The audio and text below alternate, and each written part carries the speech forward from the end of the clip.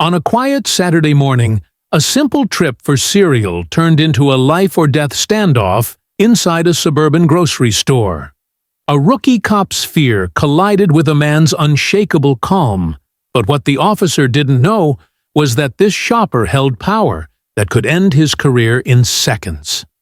Stay tuned for the full story, and don't forget to subscribe, like, and share this video so others can witness the truth unfold. It began like any other Saturday morning, the kind of morning that felt ordinary, almost predictable, in the quiet rhythm of suburban life. The sun had barely risen past the rooftops when Samuel Carter, a man in his late 40s, with the kind of quiet dignity that only comes from decades of perseverance, pulled into the parking lot of Maplewood Market. It was 8 o'clock, sharp a time when the air still carried that crisp coolness before the heat of the day set in, when families strolled in with lists written neatly on notepads, and kids tugged on their parents' arms begging for chocolate milk. For Samuel, this was a ritual as steady as clockwork. Grab a cart, check the weekly specials, pick up the usual items his children liked. Nothing dramatic, nothing unusual. He wasn't thinking about the weight of his career, the years of service to his country, or the hundreds of criminals he had faced down. He was thinking about breakfast. More specifically, about whether his kids would be happier with Raisin Bran or Honey Nut Cheerios. That was the battle in his mind, as he walked through the automatic sliding doors, nodding politely to the cashier who greeted him with a smile. He pushed his cart past the produce, past the dairy section, and into the long, familiar aisle of cereals boxes, stacked in perfect rows like colorful soldiers standing at attention. The kind of simple choice that reminded him that after all the complexity of life, after all the heavy work he had shouldered, it was the small things that brought joy, hearing his daughter laugh when she poured cereal into her bowl, or seeing his son sneak an extra handful when he thought nobody was looking. This was Samuel Carter's Saturday, unremarkable, unshaken, completely ordinary. Until it wasn't. Because in less than one heartbeat, everything changed. The sound didn't come from the hum of the refrigerators or the chatter of shoppers. It cut through the air like a sharp blade, a command barked with raw authority. "Hands where I can see them now." The voice wasn't familiar, and it wasn't friendly. It was loud, sharp, urgent, and pointed directly at him. Samuel froze. His hand, which had been reaching for a bright yellow box of cereal, stopped mid-air. His eyes shifted, calm but alert, trying to register what was happening. He turned slowly, his movements deliberate, only to find himself staring at the cold steel of a service pistol. The officer holding it had both hands locked on the grip, eyes wide with adrenaline, jaw tight with the kind of tension that revealed fear more than control. The gun was trained directly on Samuel's chest. The fluorescent lights overhead buzzed faintly, casting an almost surreal glow on the standoff that had materialized out of nowhere.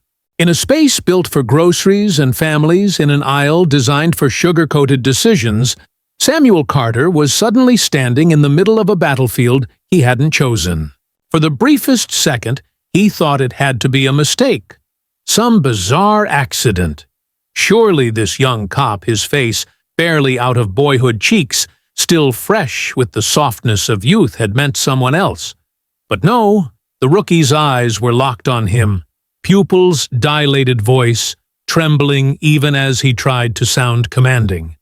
"Put your hands up!" he shouted again. Louder this time, as if the force of volume could disguise the insecurity buried underneath. Other shoppers stopped mid-step, their carts abandoned halfway down the aisle, eyes widening in confusion and fear. A mother clutched her toddler closer. An elderly man stepped back into the baking goods section, and silence rippled through the store. Time seemed to stretch each second, drawn out into an eternity. Samuel's hands rose slowly, deliberately, fingers spread wide. On the outside, he appeared calm, steady, composed the same way he had trained himself to appear during far more dangerous moments in his career. But inside disbelief boiled. He was a man in his late 40s, dressed in nothing more than jeans and a casual polo, carrying no weapon, making no threat. He was here for cereal. And yet, in this young officer's eyes, that was enough to be dangerous. The absurdity of it all cut deep, but Samuel knew better than to let his emotions spill. This was no time for anger, no time for sharp words. This was a time for precision, for control, for surviving the moment. Officer Samuel said, his voice low but steady, the kind of voice that carried authority without needing to shout. "There's been a mistake." The words floated in the air, calm but undeniable. And yet, they didn't land. Not on the ears of Officer Brian Keller, who stood there with his weapon still drawn, chest rising and falling too quickly for a man supposedly in control. Keller was young, fresh out of the academy, eager to prove himself in a world he didn't yet understand. And in his nervous eyes, Samuel wasn't a father shopping for cereal. He wasn't a neighbor who lived just down the street. He wasn't a respected man who had given his life to law and order. No. In Keller's narrow, biased lens, Samuel was simply out of place. And being out of place was enough. The tension in that aisle was unbearable, stretching like a wire ready to snap. The boxes of cereal on the shelves stood silently as witnesses. The families frozen at the end of the aisle looked on in shock. And Samuel, hands raised, found himself standing in a moment he knew too well, one where bias, fear, and authority collided in dangerous ways. This wasn't about groceries anymore. This wasn't even about him as a man.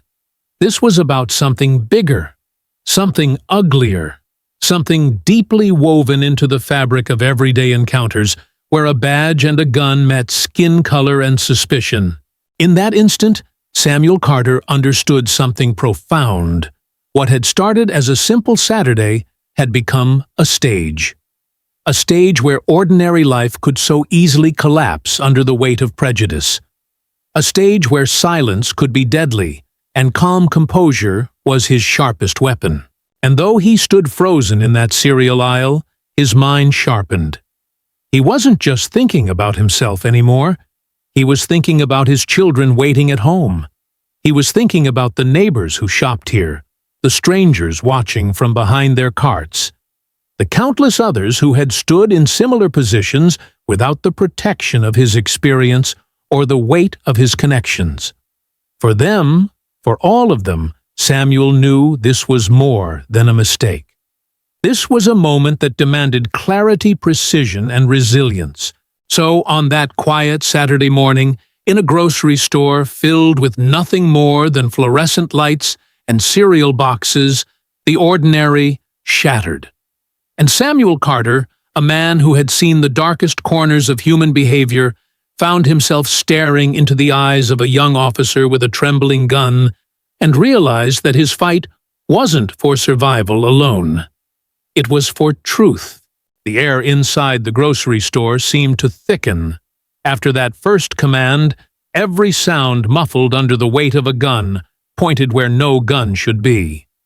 Samuel Carter stood still, his hands lifted calmly into the space between him and the trembling young officer whose weapon was locked on him.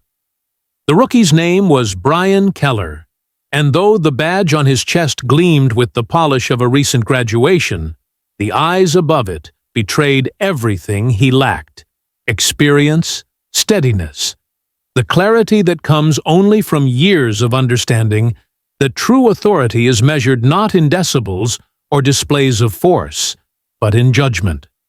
Keller had been on the job for only 3 months.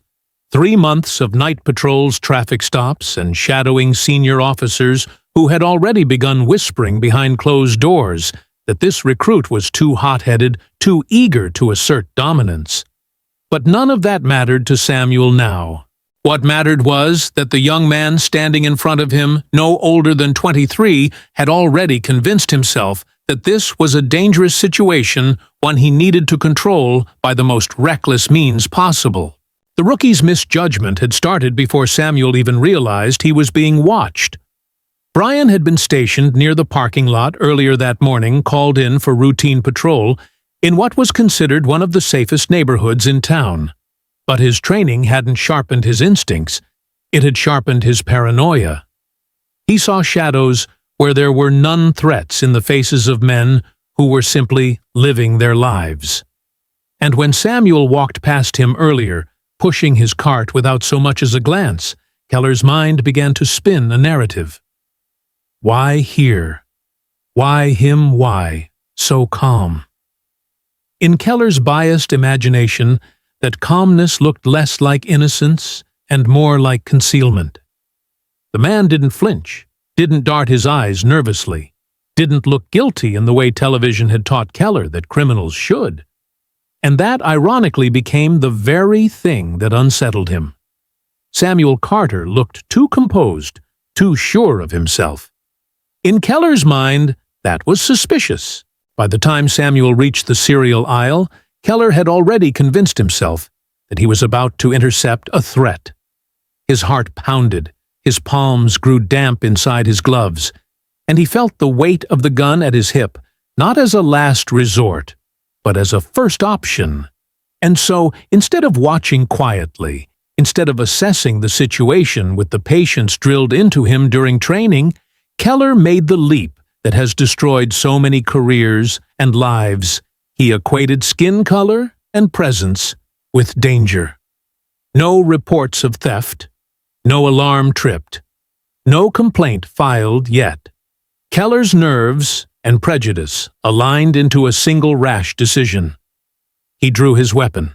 The metallic sound of the gun leaving its holster rang louder in Samuel's ears than any siren ever could. In that instant, the grocery store became something else entirely. Not a place of weekend errands, but a stage of fear power and fragile judgment. The shoppers who had once filled the aisles with casual chatter now froze in stunned silence. A young mother pressed her child's head against her chest to shield him from the sight. An elderly couple backed their cart into the safety of another aisle, and the teenage cashier peeked over the candy display with wide, frightened eyes. What they saw was simple, yet devastating: a rookie officer, shaking slightly, pointing his gun at a man who had done nothing but stand in front of a shelf of cereal boxes. "Put your hands higher!"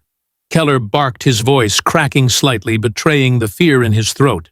Samuel complied, raising his arms a few inches more, his breathing controlled, but his thoughts racing. He had faced armed criminals before, men hardened by violence and driven by desperation.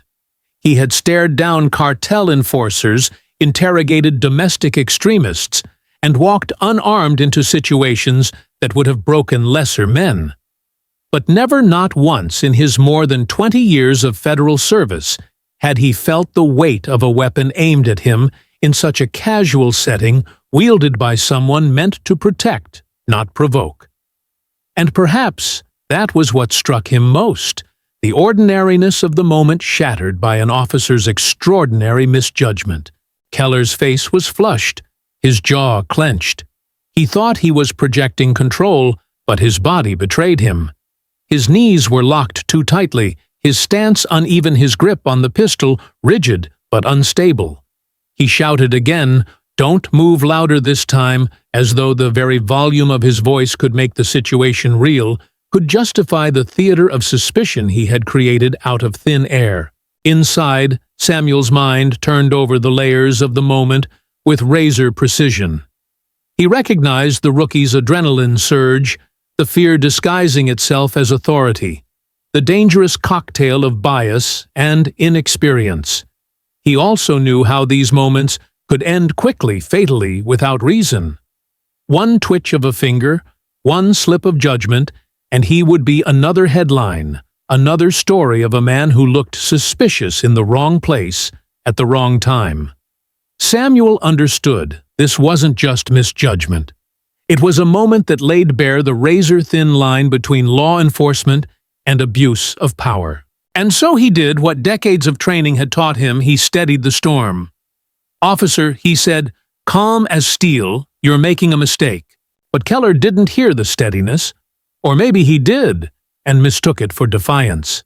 His training manual had told him that compliance was everything, that a suspect's calm words could be a tactic to distract or deceive. Yet what Keller failed to recognize was that the man standing in front of him wasn't a suspect at all. He was a father, a neighbor, a decorated FBI agent whose life had been spent protecting the very freedoms now being threatened in a grocery store aisle. Still, Keller's bias had already taken root.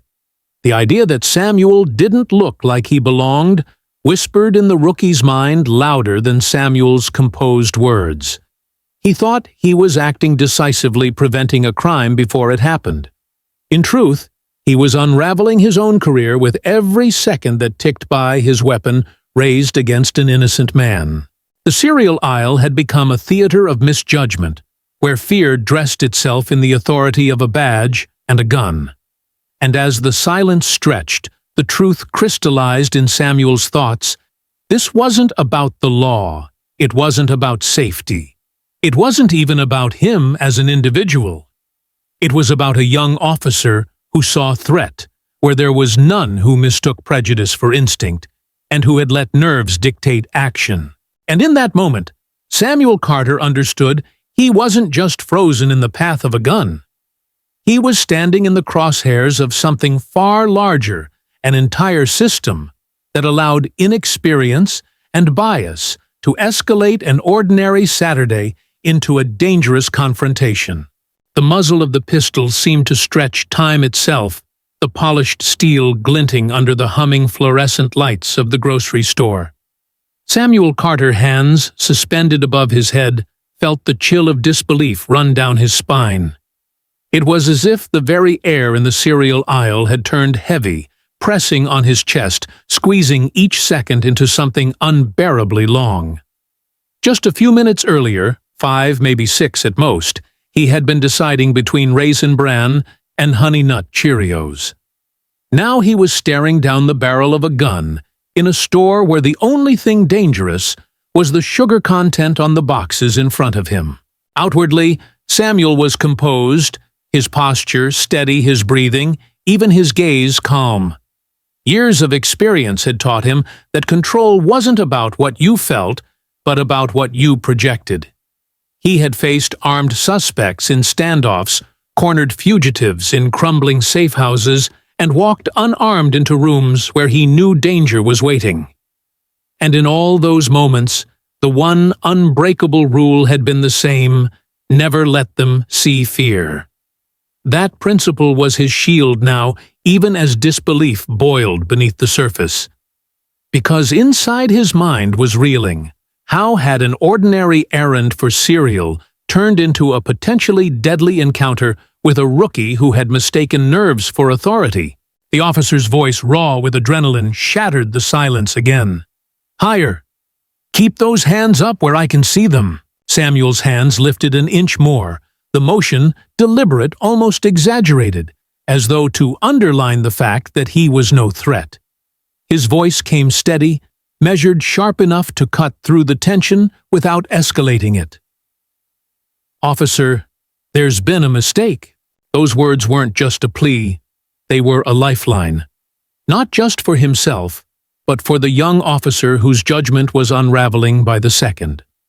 Samuel could see it in the rookie's stance, the way his knees locked too tightly, the tremor in his trigger finger, the panic flooding his eyes. Brian Keller didn't want calm, he wanted control. And in his narrow, frantic perspective, Samuel's composure wasn't compliance. It was defiance.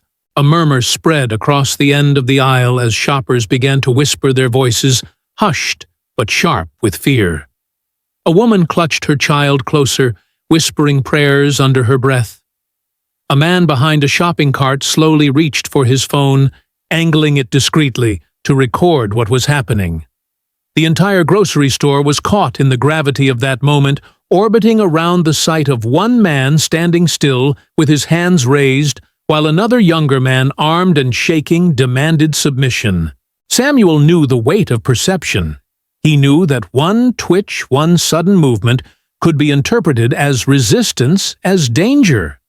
So he anchored himself, every muscle tuned to calm precision.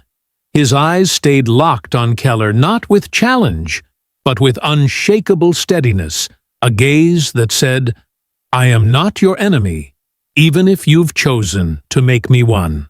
Inside, though, the storm raged. He thought of his children at home, their Saturday morning cartoons flickering across the television, waiting for their father to return with groceries. He thought of the years he had given to service, over 2 decades of chasing criminals, gathering intelligence, dismantling networks of real threats. And now, in a cruel twist of irony, all of that meant nothing in the eyes of a rookie officer who saw only the color of his skin and the calmness of his demeanor as proof of guilt. "Don't talk!" Keller barked, his voice cracking at the edges. His hand flexed on the pistol grip, the weapon trembling slightly, though he fought to hold it steady. But Samuel wouldn't be silenced. He couldn't afford to be. His voice dropped low, firm but calm like steel under velvet. "Listen to me. You're making a mistake." The words hung in the air, not loud, not confrontational, but unyielding. For a second, just a second, Keller faltered. His eyes flickered, doubt creeping through the wall of fear and ego he had built around himself. Yet instead of lowering his weapon, he clenched his jaw, doubling down, as though shouting louder or holding his gun tighter could mask the fact that he was in over his head. Samuel felt the burn of frustration rise, but he buried it. Anger would do nothing here. He knew the dance too well. The line between survival and tragedy was thinner than a thread. If he let emotion dictate his actions, that thread could snap in an instant. So he chose restraint. He chose control. He chose calm under fire. Around him, the grocery store had gone silent, save for the faint hum of refrigeration units. The bright boxes of cereal stared back, absurd witnesses to a drama they had never been meant to frame. And in that silence, Samuel Carter stood as still as a statue, projecting calm into a space where fear had already taken root. His calm wasn't just for himself, it was a strategy.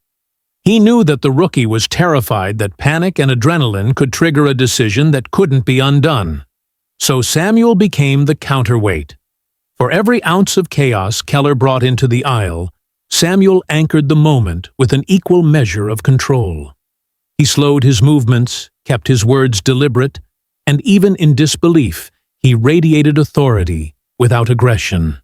Inside, though, he was stunned. Stunned that this was how quickly things could spiral. Stunned that a man with no criminal record, no suspicious behavior, and nothing more dangerous than a box of cereal in his hand could be forced into a life-or-death standoff.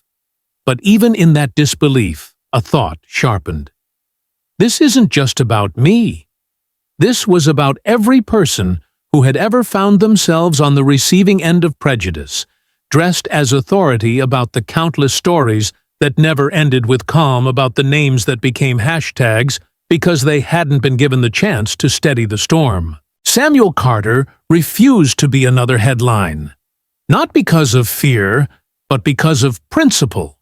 And so in the middle of that suburban grocery store, under the fluorescent lights and between the cereal shelves, he chose calm not for himself alone, but as a message, as proof that dignity could withstand even the weight of a gun barrel aimed at his chest. And as his words echoed in the aisle, "Officer, there's been a mistake." They weren't just a statement of fact. They were a warning, a plea, and a declaration all at once. A mistake had been made, and unless someone found clarity soon, that mistake could cost more than just a rookie's career. It could cost a man his life.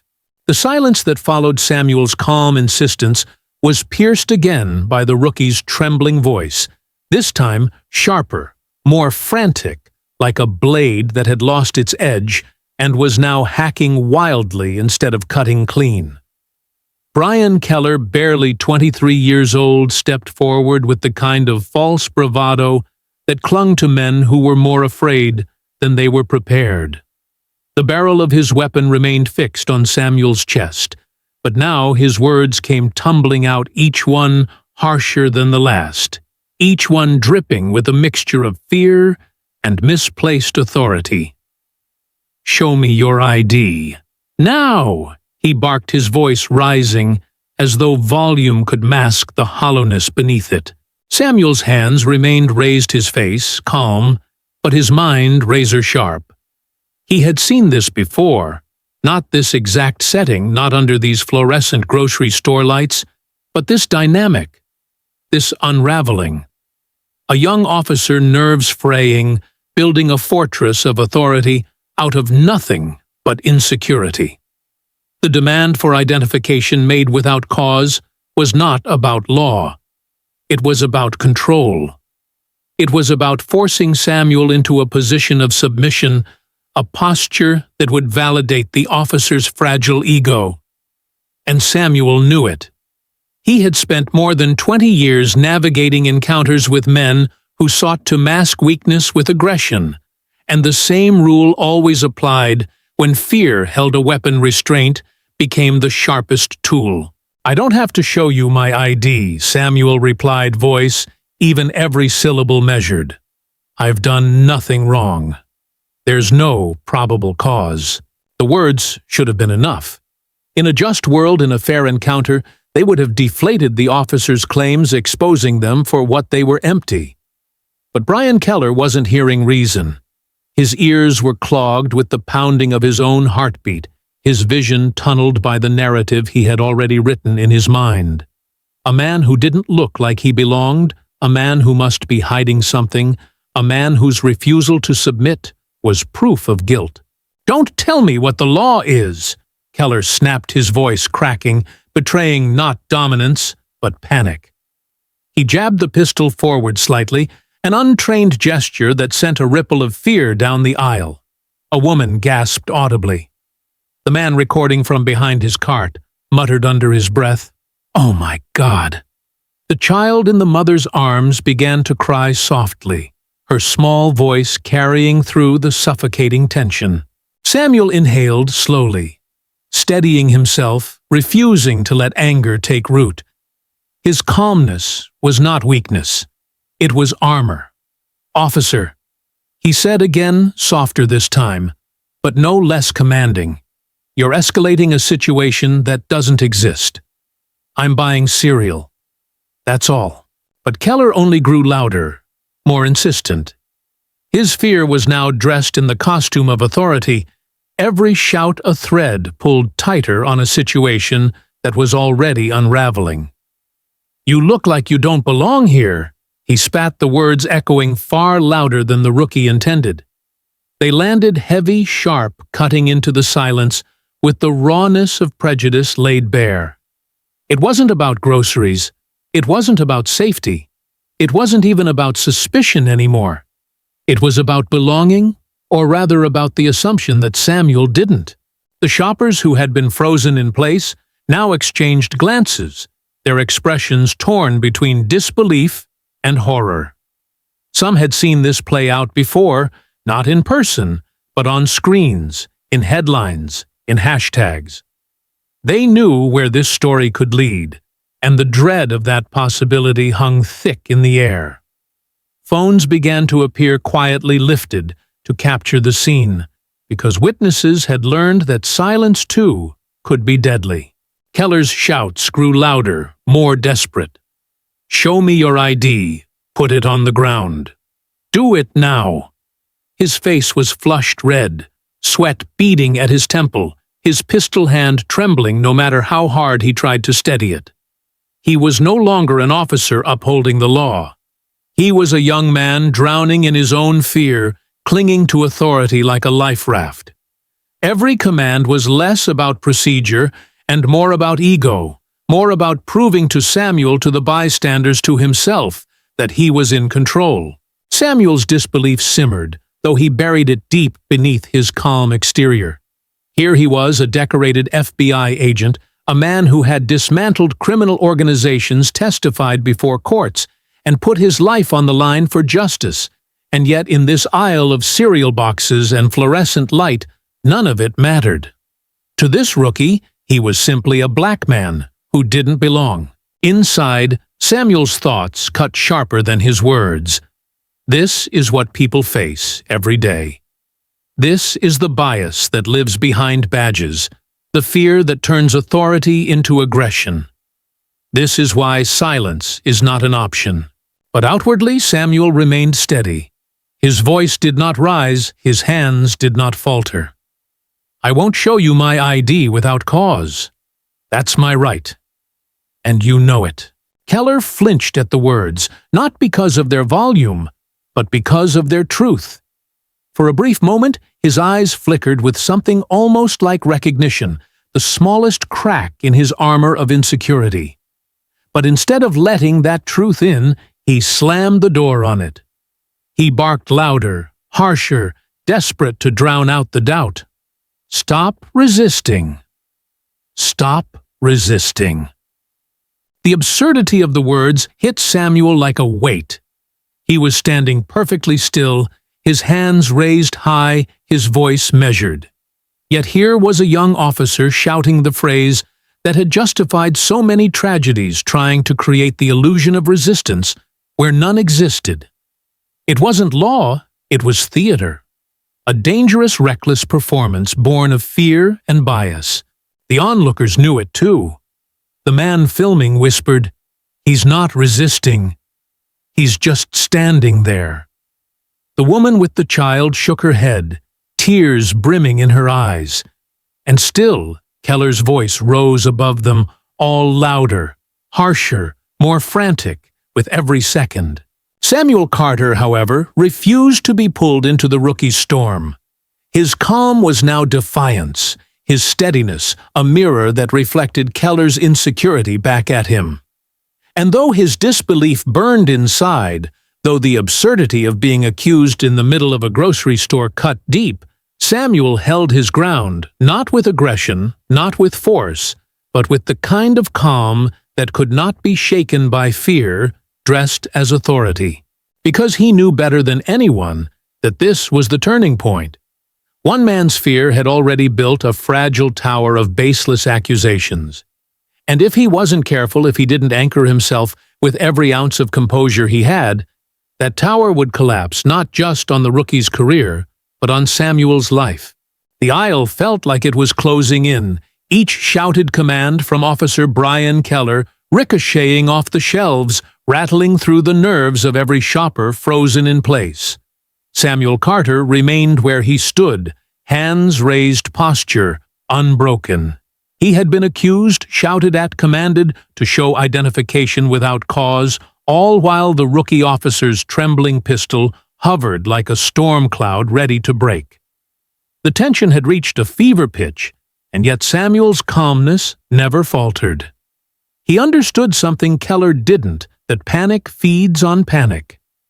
If one man loses control, and the other man mirrors it, disaster is inevitable. So Samuel anchored himself with the same quiet discipline that had carried him through hostage negotiations, undercover operations, and rooms where death had lingered in every shadow. He would not be intimidated. Not here, not now. Keller barked again, voice cracking under the weight of his own fear. "ID, show it now, or I'll—" The words trailed off empty of lawful conclusion, full only of threat. His voice carried not the authority of law, but the insecurity of a man desperate to validate himself. That was when Samuel made his move. Not sudden, not reckless, but deliberate. He lowered his voice to a calm, steady cadence that cut sharper than any shout. "No," he said firmly, every syllable clear. "You have no cause. You're making a mistake. and I won't be bullied into surrendering my rights." The rookie sneered, his face flushing deeper, as if Samuel's refusal to cower had struck him harder than any physical blow. "Oh, so you think you're smarter than me?" Keller spat. "Think you can talk your way out of this?" I said, "Show me your ID." Samuel's eyes narrowed, not with anger, but with the clarity of a man who had decided the moment would not be dictated by fear. "If you want to escalate this further, call your superior. Let's see what he has to say." The suggestion landed like a spark on dry kindling. Keller barked out a harsh laugh, an ugly sound filled with mockery. "Call my superior. What, you think you know the chief? You think just because you can name drop, I'll back off?" His weapon wavered slightly as he spoke, the sneer on his lips, revealing how threatened he felt by the suggestion. Samuel didn't blink. He didn't flinch. Slowly, with the same composure that had disarmed more dangerous men, he shifted one hand toward his pocket, so deliberate, so careful, that every bystander watching knew what he was doing. He moved like a man who understood that one twitch too fast could mean tragedy. His fingers closed around his phone, and in one fluid motion he raised it into view, holding it not like a weapon, but like proof. "I'm not asking," Samuel said evenly. "I'll do it myself." The rookie's smirk faltered. "Don't play games with me," he snapped, though his voice lacked conviction now. His bravado was slipping.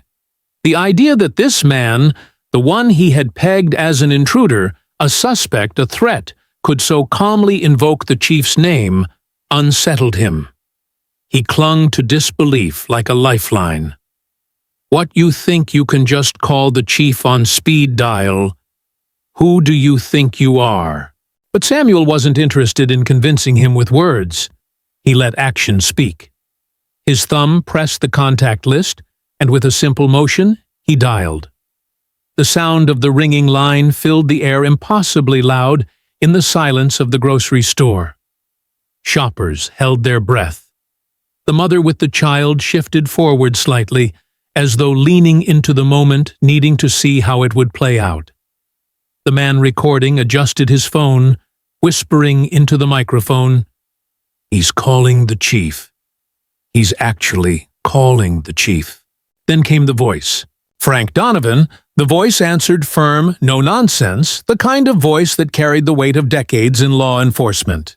Samuel's expression softened slightly, just enough to show the familiarity. "Frank," he said, steady as stone, "I'm at Maplewood Market. One of your officers just pulled a gun on me. For shopping." The silence that followed was louder than any command Keller had barked. The rookie's face drained of color, the gun in his hands trembling visibly now. His eyes darted around the aisle, suddenly aware of the phones pointed his way, the witnesses frozen in anticipation. His authority, so fragile and inflated, was collapsing in real time.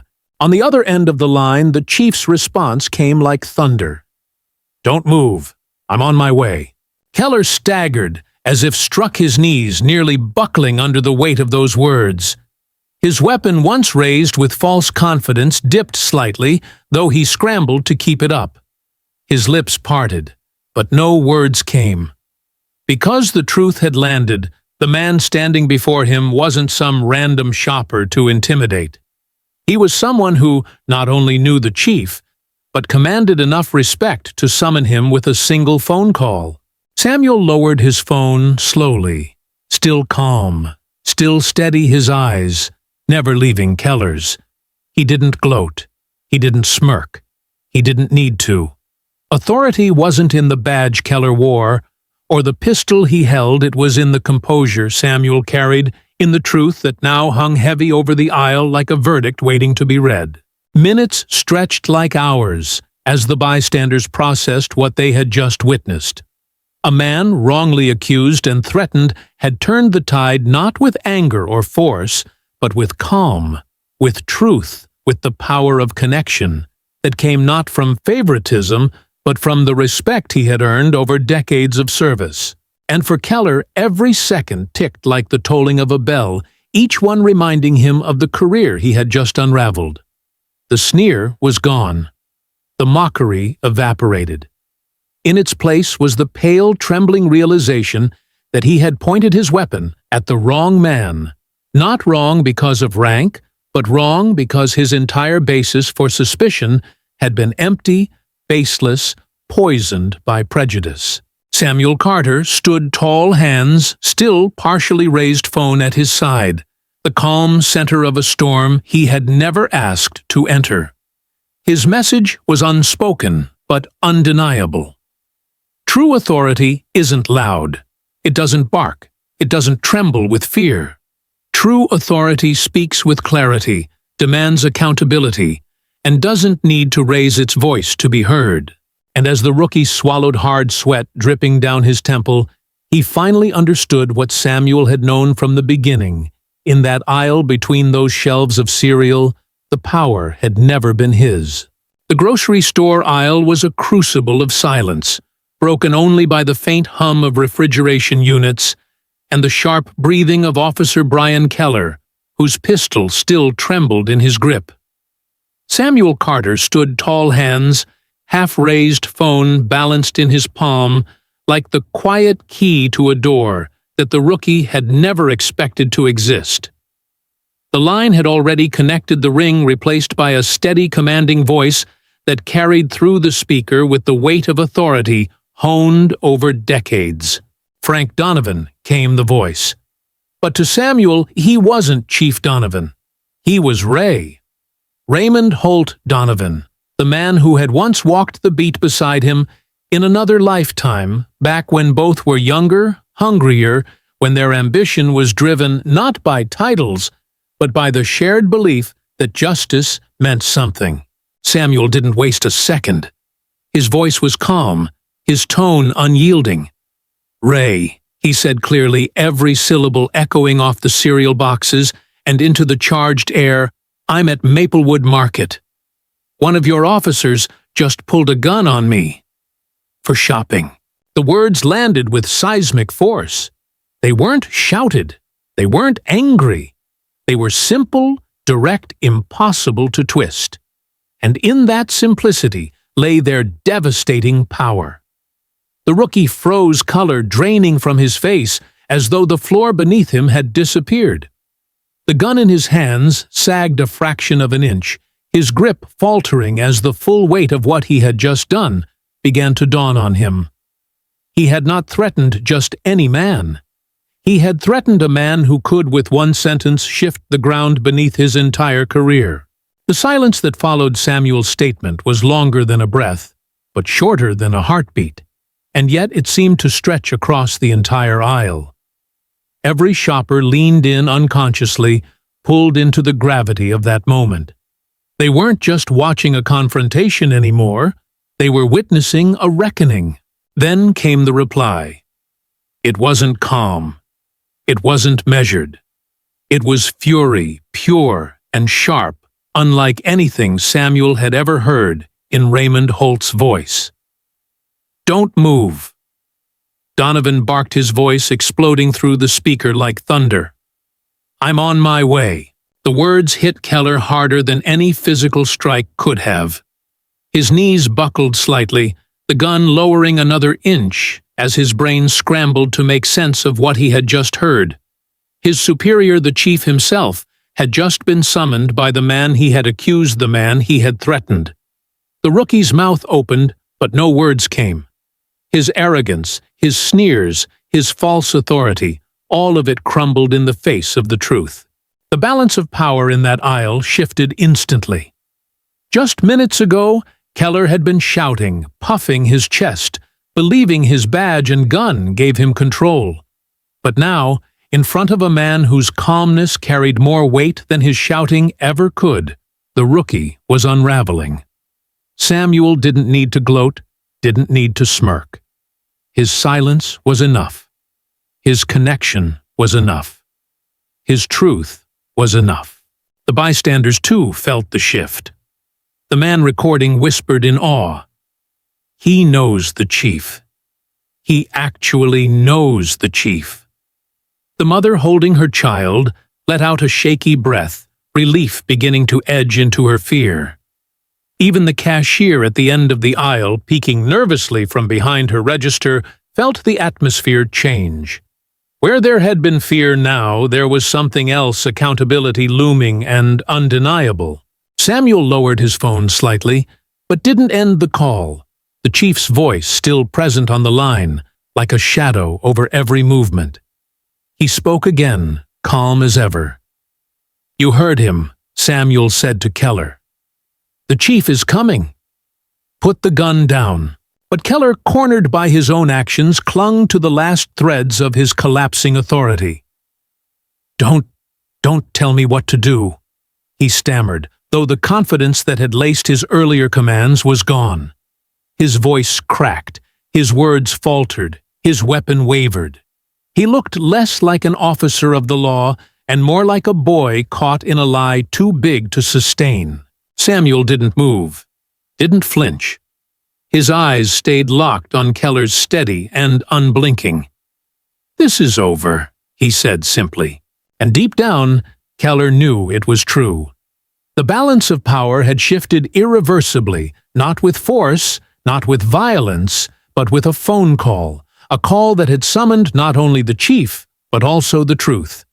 For in that moment, every lie, every baseless accusation, every ounce of insecurity dressed up as authority was stripped away, leaving only the naked fact that Samuel Carter had been targeted not for what he did, but for who he was.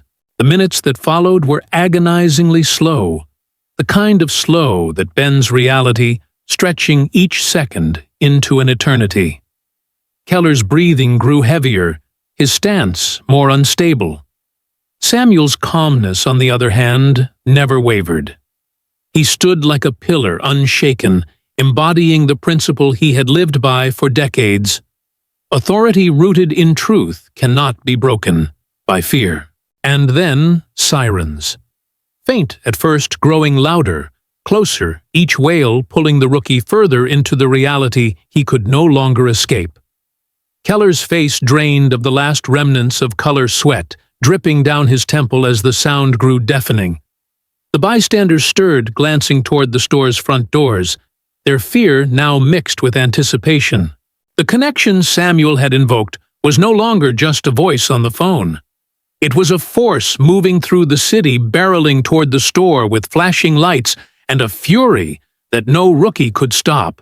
Samuel's phone remained in his hand, the line still open, the chief's voice, silent now, but heavy with the promise of arrival. Keller swallowed hard his pistol, lowering inch by inch, the tremor in his hands too visible to hide. His earlier sneers and barked orders were gone, replaced by the unmistakable panic of a man who realized that the authority he thought he had never belonged to him at all. Because in that aisle, surrounded by witnesses, with the chief's voice still echoing through the air, the truth was undeniable. Samuel Carter's calm words had shattered the illusion. They had taken the badge and the gun and stripped them of their false power. And in their place, real authority emerged not in the trembling hands of a rookie, but in the steady voice of a man who knew exactly who he was, exactly what his rights were, and exactly who stood with him. The power of connection had shifted everything, and as the sirens drew nearer, as the balance of power settled like a stone in Keller's chest, Samuel Carter remained calm, his phone still warm in his hand, his voice still echoing in the rookie's ears. "One of your officers just pulled a gun on me for shopping." A sentence so simple yet so devastating that it had undone an entire facade of authority in less than 5 minutes. The wail of sirens outside shattered the heavy silence inside Maplewood Market, their rising pitch vibrating against the glass doors at the front of the store. The bystanders, who had been holding their breath for what felt like hours, though it had only been minutes, turned their heads as red and blue lights spilled across the linoleum floor. Officer Brian Keller's trembling hands betrayed him now more than ever, his pistol sagging lower with each pulse of sound. He had clung to the fragile illusion of authority for as long as he could, but the reality of what Samuel Carter had unleashed with a single phone call was now unavoidable. The power of connection had tipped the scales, and the reckoning was at the door. When the glass doors slid open, it wasn't a squad of uniformed officers that entered first. It was one man dressed in plainclothes slacks, a button-down shirt, sleeves rolled to the elbow, but radiating an authority so heavy it filled the room before he even spoke. Chief Raymond Holt Donovan didn't need a badge on his chest or a gun on his hip to announce who he was. His very presence commanded the air, the kind of presence forged over decades of leadership, the kind that silenced a room with nothing more than a glance. His stride was quick, deliberate, carrying him down the aisle like a storm in motion, and every shopper parted instinctively, their fear giving way to awe. His eyes locked first on Samuel. For a brief second, a flicker of recognition softened the fury brewing in his features. Samuel Carter, his friend, his former partner in the trenches of law enforcement, stood steady in the middle of the aisle, phone still in hand, hands raised, halfway calm, even under the weight of a drawn gun. But the softness was gone as quickly as it appeared. Because then Holt's gaze shifted, and it found Keller. And when it did, the entire store seemed to vibrate with the force of his fury. What Holt thundered, his voice so sharp it rattled the rookie to his bones. "Are you doing?" The words weren't a question, they were a verdict. Keller stammered, his pistol wobbling in his hands, the bravado that had carried him through the last 10 minutes crumbling into dust. "Chief, I thought he was..." "Thought he was what?" Holt snapped, cutting him off mid-sentence. He advanced a step closer, his shoulders squared his jaw, set his voice ringing down the aisle like a gavel slamming against wood. "A criminal, a threat. A man holding a box of cereal in a grocery store. Look at him. Look at what you've done." The rookie's lips quivered, his face pale as chalk, but no explanation came. The truth was too obvious, the cameras of the bystanders already recording the silence of the shoppers louder than any defense. Keller had no words left to hide behind, no law to shield him, no justification to lean on. Holt's fury only grew. His voice rose, filling every corner of the store, not with wild shouting, but with the kind of authority that brooked no argument. "That man," he said, pointing sharply at Samuel without taking his eyes off Keller, "is FBI Special Agent Samuel Carter. He is my colleague, my friend. And you aimed your gun at his chest for shopping." The rookie's knees buckled slightly, his weapon sagging lower. His eyes darted between Holt's blazing glare and Samuel's calm, unshaken posture, as though trying to reconcile the two realities colliding in his head. Holt didn't wait for a response. His voice cut like a blade. "Hand over your weapon. Now." Keller hesitated just a second too long, and Holt's voice boomed again, sharper, heavier. "Your weapon, your badge, and your radio on the ground. This instant." The rookie swallowed hard, his Adam's apple bobbing as the weight of the moment pressed down. His trembling hands lowered the pistol, the metallic clatter echoing down the aisle as it hit the linoleum. He fumbled at his chest, unclipping his badge with clumsy fingers, his face burning with humiliation as he set it beside the gun. Finally, his hand moved to his shoulder, tugging the radio free, and placing it down with a final thud that sounded more like a coffin nail than a piece of equipment. The aisle was silent, except for the faint cry of the child in the mother's arms, a sound that pierced through the heavy air with heartbreaking clarity. Keller stood empty-handed, now stripped of the symbols of authority he had abused his chest, heaving his eyes glassy. Holt didn't soften. His fury was controlled, precise, directed not at Samuel, but squarely at his officer. "You're suspended," Holt said, each word like iron. "Effective immediately." Keller's lips parted as though to protest, but Holt raised a hand, silencing him with a glare that could have felled stone. "Don't. Not another word. You've done enough damage here." Samuel finally lowered his hands, phone still in his grip, but his posture easing. He didn't speak, didn't need to. Holt's presence had spoken louder than any words could. Their eyes met briefly, an unspoken acknowledgement passing between them. Samuel had stood calm under fire, and now Holt had arrived to deliver the justice that calm demanded. The shoppers exhaled collectively, the air rushing back into lungs that had been locked for far too long. Phones captured every second, the rookie's trembling surrender. Holt's thunderous commands, Samuel's steady composure. And in those recordings, the truth was preserved. Power rooted in fear had been stripped bare by power rooted in integrity. Keller stood like a ghost, his career unraveling in front of witnesses, his once raised gun now a piece of evidence against him. He had wanted to prove himself to show he was in control. Instead, he had exposed the fragility of authority built on prejudice and fear. Chief Holt turned back to Samuel, then his face softening for just a moment, the storm in his eyes easing into something like regret. "I'm sorry you had to endure this," he said quietly, his voice carrying just to Samuel, though the entire aisle could hear it. Samuel gave a small nod, his calm never breaking. "It's not just me, Ray. This happens every day to people without a badge, without a number they can dial." Holt's jaw tightened, the truth cutting deeper than any accusation could. He nodded once solemnly, before turning back to Keller, his voice regaining its thunder. "You will answer for this. Every second of it. Now get out of my sight."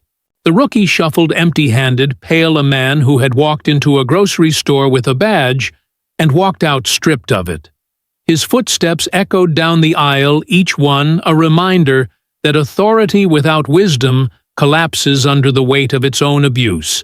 And Samuel Carter, standing tall, no longer with hands raised, but with dignity intact, knew that the balance of power had shifted, not with violence, but with the truth of who he was, the composure he carried, and the ally who had stormed through those doors like justice incarnate.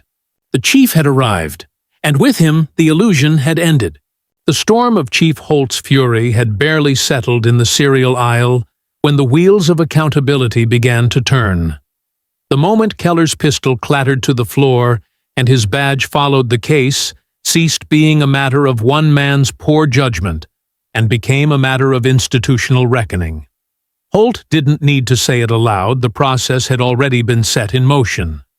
Within hours, Internal Affairs was on the scene, their arrival marked not by sirens, but by the quiet gravity of men and women who carried clipboards, sealed evidence bags, and the authority to scrutinize every action without mercy.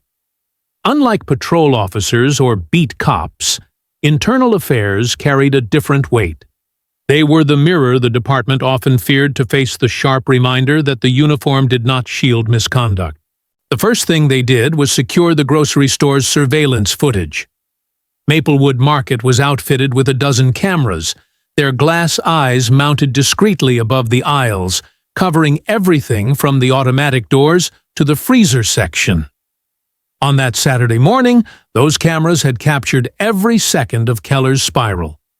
The footage told a story that no report, no excuse, no after-the-fact justification could distort.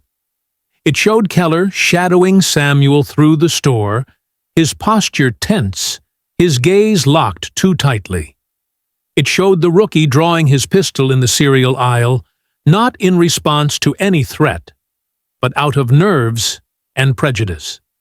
It showed Samuel standing still, hands raised, voice calm, asserting his rights with restraint, while Keller barked louder, more frantic, escalating without cause.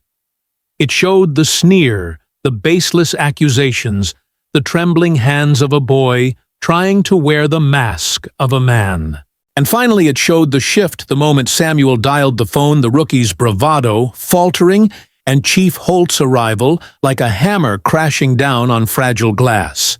When the footage was reviewed at headquarters, the room was silent. No one could deny what they saw. Keller's aggression was not provoked. His commands were not grounded in law. His weapon was not drawn to protect, but to intimidate. And standing against that chaos was Samuel Carter, whose calmness only sharpened the contrast. The evidence left no cracks for excuses to seep through, no shadows to hide the truth. It was as clear as daylight, as damning as a confession. Internal Affairs acted swiftly. Keller was summoned to a hearing, the kind that stripped away all ceremony and cut straight to the facts. He sat at a long table, his once proud badge now sealed in an envelope beside him, his uniform traded for civilian clothes that suddenly looked too large on his slumped shoulders. Across from him sat 3 investigators, their expressions carved from stone, their voices measured, their questions precise. They didn't waste time. They rolled the footage. They let the silence of the images do the talking. Keller's face flushed, then drained, then flushed again, as the screen replayed his every mistake. He stammered excuses. He thought Samuel looked suspicious. He thought his safety was at risk. He thought he was following instinct. But the footage betrayed him with every frame. There was no theft, no aggression, no threat. Only a man shopping for cereal, and another man unraveling under the weight of his own fear and bias. When the board spoke, their voices were unanimous. "You are terminated effective immediately." The words hit like a hammer, sealing the coffin of Keller's short-lived career. They weren't finished, though. The lead investigator leaned forward, her voice even but sharp. "If you do not resign this instant, the department is prepared to pursue criminal charges, brandishing a weapon without cause, reckless endangerment, and conduct unbecoming of an officer." The rookie's hands trembled as he held the pen, his signature shaky, his breath uneven. When the ink hit the paper, it was more than a resignation. It was a surrender. A career that had barely begun ended not with honor, but with humiliation, not with retirement, but with disgrace. Keller left the building with nothing. No badge, no weapon, no radio, no shield to protect him from the consequences he had created with his own hands. Word spread quickly. Officers in the department whispered about it in break rooms, their voices hushed, but urgent. The story wasn't just that a rookie had made a mistake. It was that the system had moved swiftly, decisively, to hold him accountable. For years, too many similar incidents had been buried under paperwork, hidden behind language like reasonable suspicion or split-second decision. But this time, the cameras told a story too clear to ignore, and leadership spurred by Holt's fury and Samuel's undeniable credibility chose action over silence. Back at the grocery store, the community processed what had happened. Videos taken by bystanders spread online clips showing Keller shouting, Samuel standing calm, Holt storming in like a force of nature. The narrative was undeniable. Comment sections filled with shock, anger, relief, and debate. For many, Samuel's composure became a symbol of dignity under fire, proof that calm could stand against chaos. For others, the swiftness of Keller's firing was a glimmer of hope that maybe, just maybe, accountability was possible when the truth was too loud to silence. Samuel didn't celebrate. He didn't smile at the news of Keller's downfall. When Holt called him personally to confirm that Internal Affairs had finished their work, Samuel's voice was steady, almost weary. "I appreciate it, Ray," he said quietly. "But you know this isn't about me. It's about everyone who doesn't have a friend in your chair or 20 years in the bureau behind their name. Holt's silence on the other end was heavy, a silence that carried both guilt and acknowledgement. He knew Samuel was right. This victory was real, but it was rare an exception in a system where too many similar stories ended with the victim's voice silenced and the officer shielded. And so Samuel carried the weight of the moment carefully. He walked out of Maplewood Market that day, not with triumph, but with proof that the system could act when it chose to, proof that calm could expose the cracks in false authority. Proof that accountability wasn't a myth, but a choice. But he also walked out with the knowledge that for every Samuel Carter, there were countless others whose stories would never reach a chief's ear, never trigger internal affairs, never end with justice delivered. For Keller, the consequences had arrived swift and merciless. For Samuel, the lesson was heavier, deeper, harder. Justice had worked here, yes, but only because of who he was and what connections he carried. And that truth, sharper than any reprimand, reminded him why silence could never be an option. Because accountability. Real accountability wasn't about one firing, one humiliation, one rookie stripped of his badge. It was about building a system where baseless aggression had no home, where fear and bias could no longer masquerade as law. And until that day came, Samuel knew his calmness under fire wasn't just survival, it was resistance. The following morning, sunlight spilled across the quiet streets of Samuel Carter's neighborhood, warm and ordinary, as if the world had not tilted on its axis less than 24 hours earlier. The groceries he had purchased, boxes of cereal, cartons of milk, a bag of apples. The simple staples of a Saturday routine sat neatly in his kitchen, lined up in cupboards, as though nothing had happened. To an outsider, the scene looked unremarkable. But Samuel knew better. Those groceries were not just food. They were evidence. Proof that he had walked out of Maplewood Market alive. Proof that his calm, his refusal to surrender his dignity, had carried him through a confrontation that could have ended in tragedy. Proof that he had survived not just a rookie's trembling pistol, but the prejudice behind it. And yet, as he sat at the table sipping his coffee, Samuel couldn't shake the weight pressing against his chest.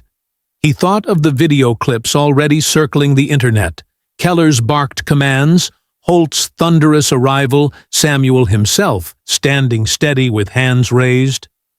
Strangers online praised his composure, hailed him as a hero, lauded the swiftness of Keller's firing. But Samuel felt no triumph. There was no satisfaction in watching another man's career collapse, no joy in replaying the footage of a gun aimed at his chest. What haunted him was the truth. Buried beneath it all, he had walked away because he was Samuel Carter, FBI special agent with 20-plus years of service and a police chief on speed dial. He had walked away because the system had recognized his name, his face, his reputation. But what of those without a title, without a badge, without a chief ready to storm into a grocery store? That question gnawed at him sharper than any memory of Keller's sneer. He pictured the countless others who had stood where he had stood, hands raised, voices calm, asserting rights that went unheard. He thought of the names that had flashed across headlines, the hashtags that had burned through social media feeds, the funerals broadcast on screens across the nation. They too had faced baseless accusations. They too had been told they didn't belong. But unlike him, they hadn't had the privilege of connection, the armor of reputation, the shield of authority earned over decades. Samuel carried that truth like a stone in his chest as he replayed the scene in his mind. Keller's pistol, trembling, his own voice, calm, Holt's fury crashing through the aisle. It was more than an incident. It was a mirror held up to a system that too often failed, and a reminder that justice in his case was the exception, not the rule. Later that day, Samuel walked outside, the crisp air brushing against his face. Neighbors waved, offering smiles of casual normalcy, unaware of the weight he carried. He returned their waves with polite nods, but inside the heaviness remained. He thought about how quickly life could shift. 1 minute, choosing between cereals. The next, calculating how to survive a gun pointed at your chest. And he knew with clarity, sharper than ever, that his survival wasn't just about his composure. It was about privilege. Privilege wrapped not in wealth or skin, but in position. He had the kind of shield most didn't. That realization cut deep. Because, while internal affairs had moved swiftly, while Keller's firing had been decisive, while the internet buzzed with outrage and relief, the story wasn't about one man being held accountable. It was about the countless others who would never see such swift justice, whose stories would vanish without cameras, whose names would be whispered in grief instead of shouted in triumph. As Samuel leaned against the railing of his porch, his phone buzzed with messages, colleagues checking in, friends offering support, journalists requesting interviews. He ignored most of them, staring instead at the street, where his children would soon ride their bikes carefree in their laughter. He wondered how long he could shield them from the truth, how long before they too would understand what it meant to be seen as suspicious for simply existing in a place someone else thought they didn't belong. That was the heavier truth he carried out of the grocery store, not fear for himself, but fear for them. Because his badge had protected him. His friendship with Holt had protected him. His years of service had forced the system to take his side. But his children wouldn't always have those shields. Nor would the strangers whose names he didn't know, the men and women across the country who faced the same prejudice with nothing but their voices and their dignity. Samuel knew then that silence was not an option. Not for him, not for anyone. To remain quiet was to let fear masquerade as authority, to let baseless accusations harden into policies, to let prejudice continue wearing the uniform of law. His calmness in that aisle had saved his life, but calm alone wasn't enough. There had to be accountability, loud, swift, public accountability. The kind that didn't wait for a title or a phone call to summon it.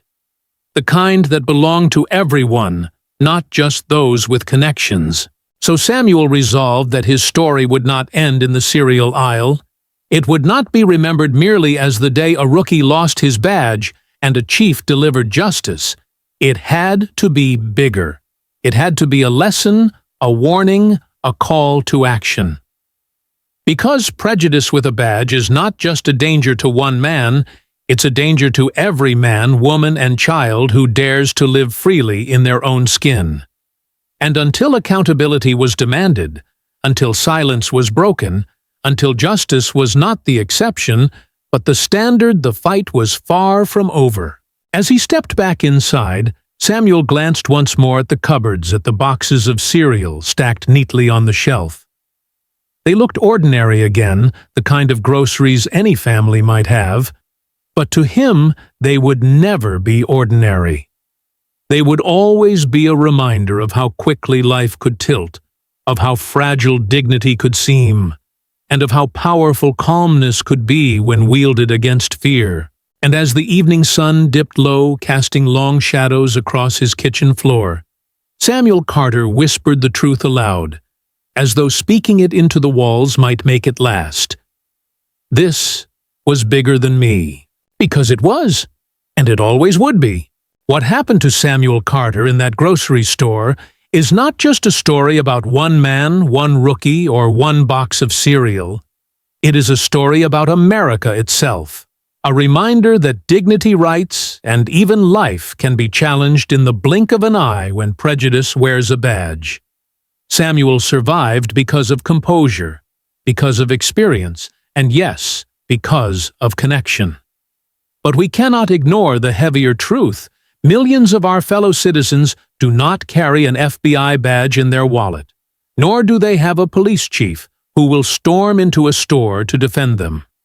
They walk into grocery stores, drive down highways, stroll through parks, and face the same biases Samuel endured without the shield that his name and reputation provided. That is why this story is bigger than one Saturday morning. It is a call to every American to recognize that silence is not safety. Silence is surrender. When we allow fear and bias to masquerade as authority unchecked, we gamble not only with justice but with lives. Accountability must not be the exception, it must be the rule.